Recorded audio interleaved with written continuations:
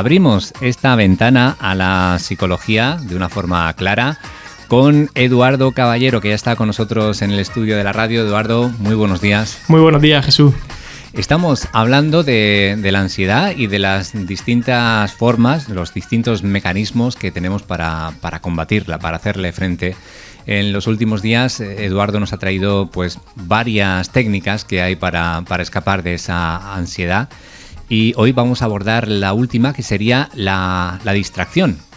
Pero Eduardo, para empezar me gustaría que hiciéramos un poco resumen de lo que hemos hablado hasta ahora sobre la ansiedad.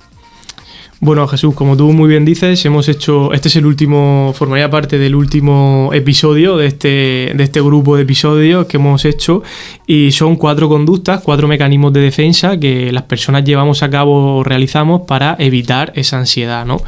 La primera conducta de la que hablamos fue, si mal no recuerdo, creo que fue de la seguridad. Uh-huh. Luego estuvimos hablando de la evitación y luego de la tranquilización, ¿vale? Esas son las 3 conductas que hemos visto. La seguridad, muy brevemente, por si hay alguien que no ha escuchado los anteriores programas, hace referencia a cualquier tipo de conducta, válgame la redundancia, que hace que tú te sientas más seguro, ¿vale?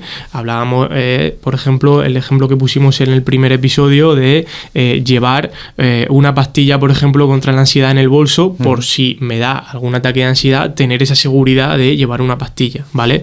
La tranquilización hace referencia, como su propio nombre indica, a conductas que yo me siento tranquilo, en el sentido de que hablamos de lo que se llama zona de confort, para que la gente nos entienda. Y la evitación hace referencia también pues a cualquier tipo de conducta que yo puedo evitar para no sentir ansiedad. Esto, la evitación es la conducta que más se lleva a cabo por naturaleza humana. Si alguien tiene o siente malestar, lo que va a hacer va a ser una conducta de evitación, ¿vale? Y hoy vamos a terminar con este último bloque haciendo referencia a la última conducta, que hablaríamos de la distracción, ¿vale? Muy bien, la distracción. ¿Qué podemos comentar sobre esta última técnica o esta última vía de escape de la ansiedad? Pues Jesús, la distracción, como su propio nombre indica, voy a resumirlo brevemente en una frase, para que nos entendamos todos y los que nos están escuchando también. Si no lo veo, no existe, ¿vale? Esa es la distracción.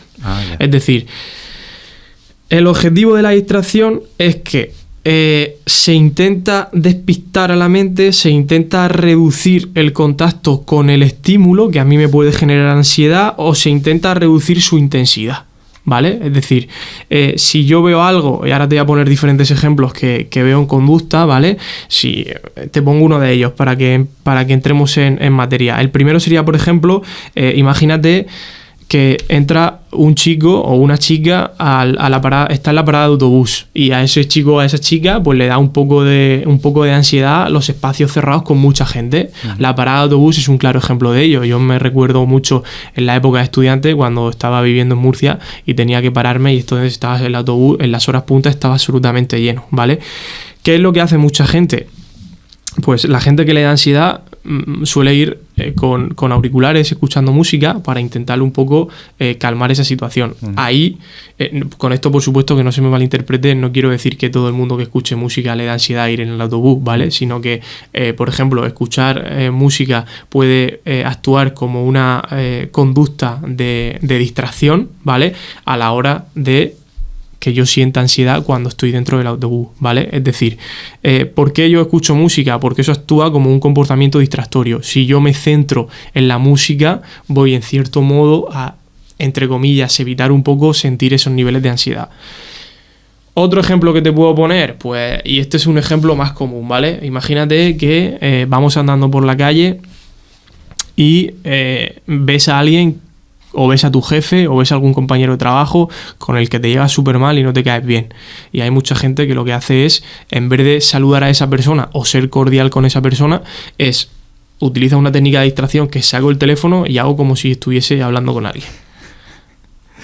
Sí. Entonces, ahí es donde voy, Jesús. Es decir, esto, claro, contado así, parece hasta de risa, ¿no? Aquí nos reímos, la gente que no nos está viendo, pero en el fondo aquí salen algunas risas de decir, vamos a ver, aplicado a aplicado sobre el papel y sobre el comportamiento humano, eso es una conducta distractoria.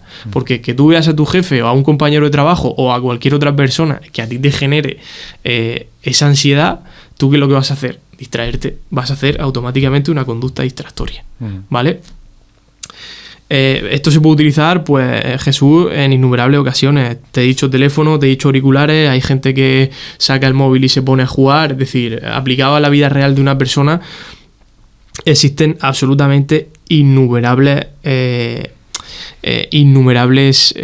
formas o contextos o conductas de evitar o distraer una conducta, ¿vale? Si yo a ti, por ejemplo, Jesús, te pregunto, para hacer un poco como un rebranding de todo lo que hemos hablado hasta ahora, ¿realmente tú piensas, Jesús, que es malo distraerse o buscar seguridad para reducir el malestar?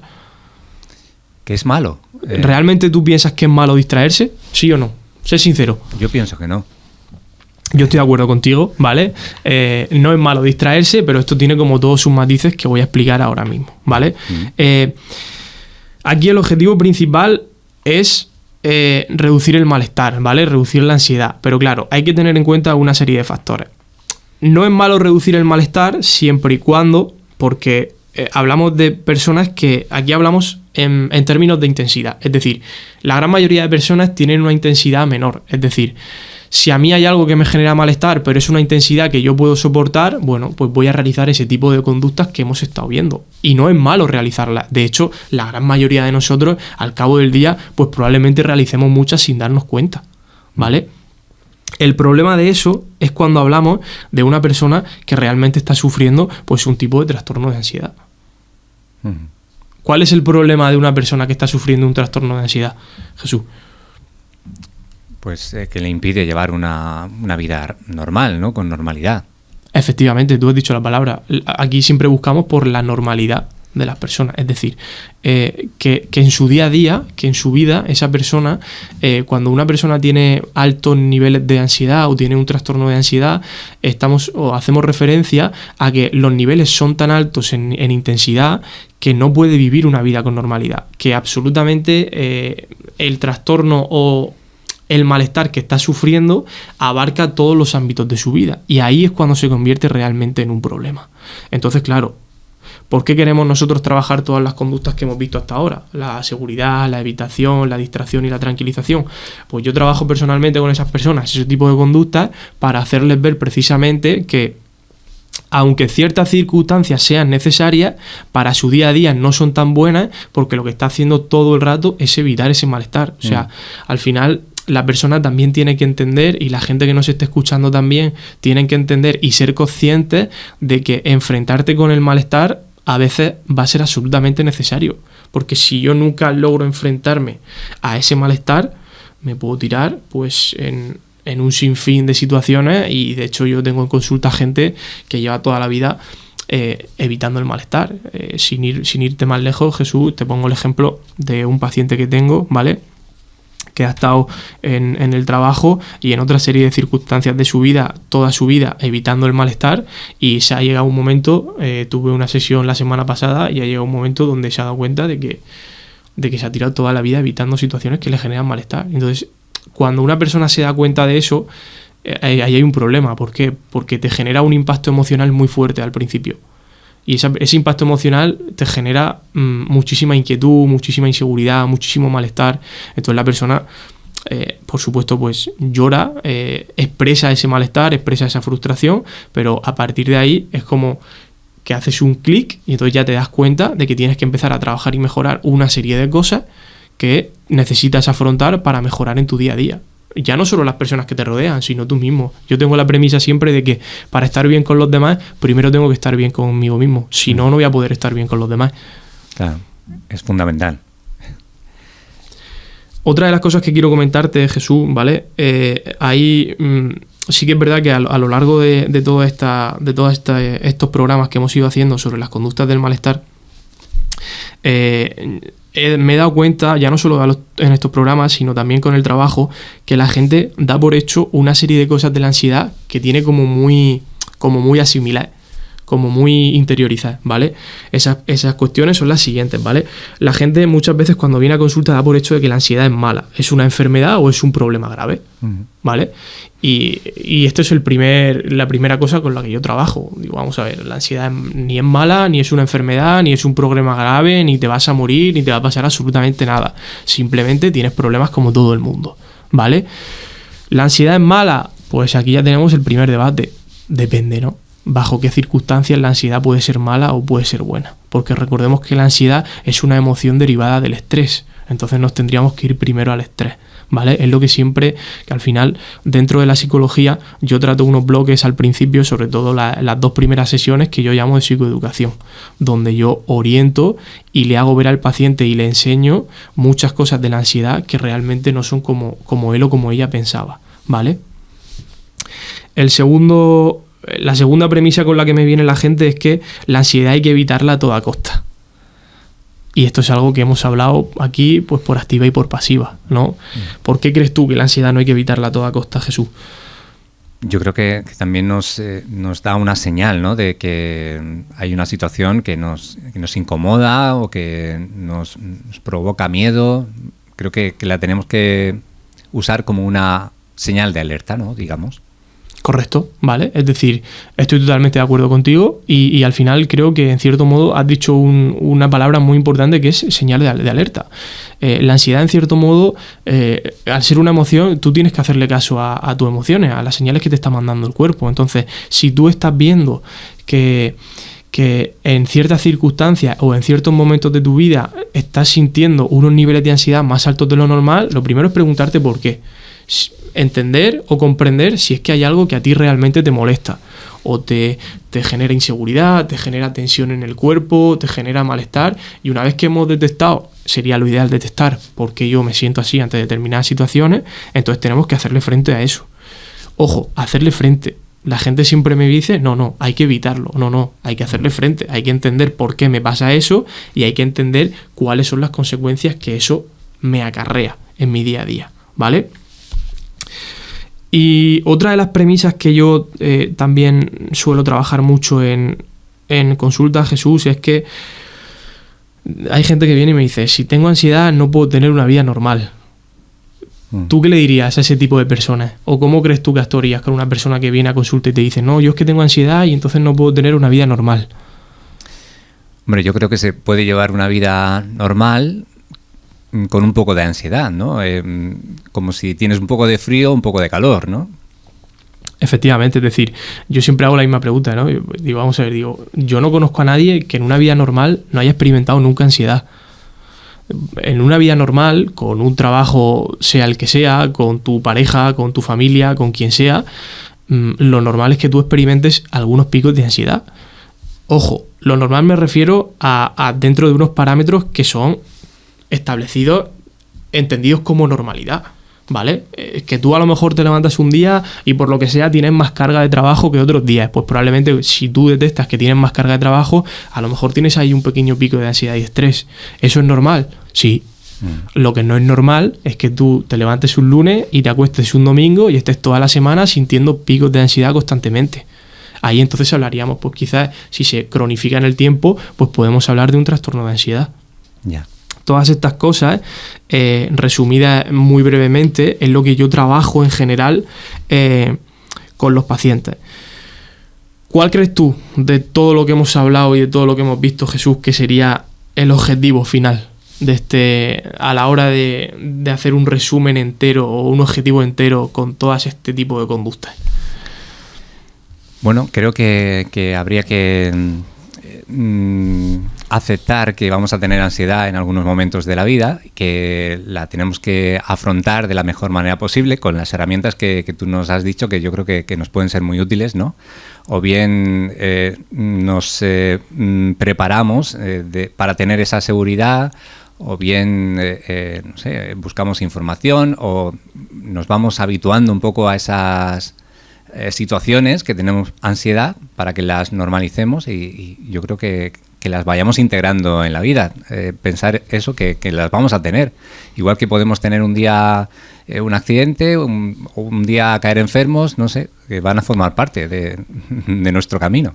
Correcto. Yo estoy de acuerdo contigo con eso que dices, Jesús, y es más, yo añadiría que al final como el objetivo de que asumir un poco o aceptar que en ciertas circunstancias estas conductas forman parte de la vida de la persona, cuando tú estás trabajando con una persona con una serie de trastornos de ansiedad, lo ideal sería que esa persona entienda que en principio, sin ningún tipo de ayuda, hay que ser capaz de enfrentarnos a esa ansiedad y todo lo malo que la ansiedad te hace creer que va a pasar y no pasa. Porque eso es absolutamente fundamental. A nivel cognitivo, a nivel mental, la ansiedad te hace creer que van a pasar una serie de cosas súper negativas que nunca llegan a pasar en realidad. Y al final yo creo que eso es un poco el objetivo final de todo. Hacer entender a la persona que toda esa serie de pensamientos negativos y pensamientos intrusivos que está creyendo que van a pasar, luego realmente no pasa. Y eso es un problema porque cuesta mucho trabajo hacer ver a una persona y hacer entender que tiene que ser capaz de enfrentarse sin ningún tipo de ayuda. Al final, por supuesto, al principio sí que hay una serie de herramientas y de ayudas que tienen que ir paso a paso, pero que el objetivo final de la terapia sea que el paciente haga frente a ese tipo de situaciones sin ningún tipo de ayuda. Eso sería lo ideal. Por supuesto, esto no quiere decir que no dejemos de utilizar este tipo de conductas. Lo vamos a hacer y es lo que he dicho antes. Siempre que nos encontremos en un sitio cómodo cuya intensidad de ansiedad sea baja, pues probablemente tiraremos de este tipo de conductas, ¿vale? Pero a donde voy es que si tenemos una intensidad alta, tenemos problemas de ansiedad y tenemos trastornos de ansiedad, tenemos que ser capaces de enfrentarnos a ella sin ningún tipo de ayuda y, por supuesto, combatir ese pensamiento negativo que nos genera de que algo malo nos hace creer que algo malo va a pasar cuando en realidad no pasa. Ese sería absolutamente el resumen de todo, Jesús. Bueno, pues yo creo que aquí nos llevamos unas buenas herramientas, que hemos abordado la ansiedad desde diferentes puntos y que creo que lo que nos has contado nos puede servir a mucho. Tampoco queremos banalizar la situación, porque sabemos que hay personas que lo pasan mal, que tienen un problema serio con este asunto y bueno, pues no queremos decir que no pasa nada y que es muy fácil, porque a algunas personas sí que les costará mucho trabajo. Para eso, Eduardo, los que quieran profundizar más o tengan un problema quizá más acentuado sobre la ansiedad, ¿cómo pueden contactar contigo?